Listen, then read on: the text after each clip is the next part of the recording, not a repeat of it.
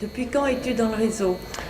Alors, dans le cadre d'une reconversion professionnelle en juin 2017, j'ai rejoint le groupe Pano en octobre 2017 avec une ouverture d'agence la même année, le 11 décembre. Ça fait 6 mois que je suis en activité. Comment qualifies-tu l'accompagnement dont tu as bénéficié lors de ta création d'agence Pano?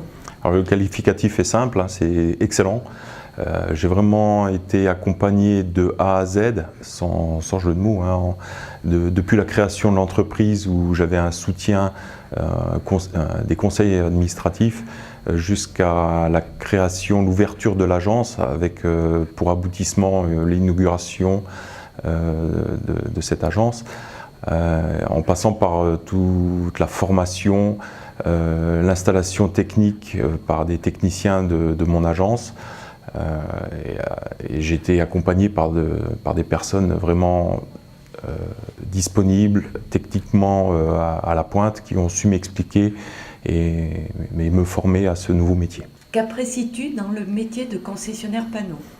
Alors, ce que j'apprécie essentiellement, c'est le contact avec la clientèle, ce rapport conseil, pas forcément de vouloir absolument imposer un produit, mais de trouver une solution, de faire de la recherche.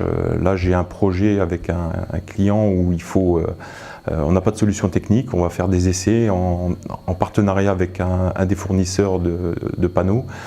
Il va falloir qu'on fasse une recherche pour trouver la bonne solution et le produit adéquat et qui plaise vraiment au client.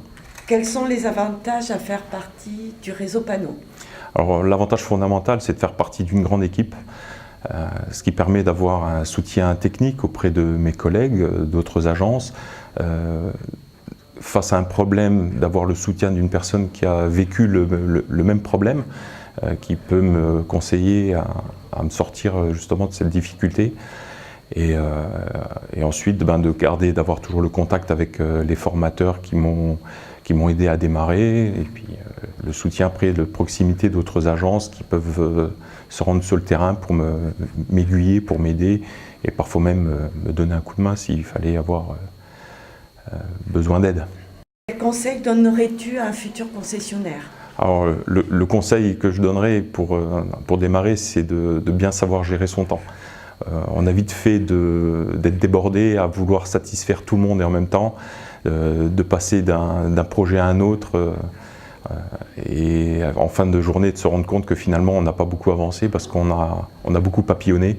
Donc c'est vraiment de bien gérer son temps, de parfois garder son calme parce que tous les clients sont pressés et quand on veut satisfaire le client en priorité, on a vite fait de se laisser dépasser par les événements.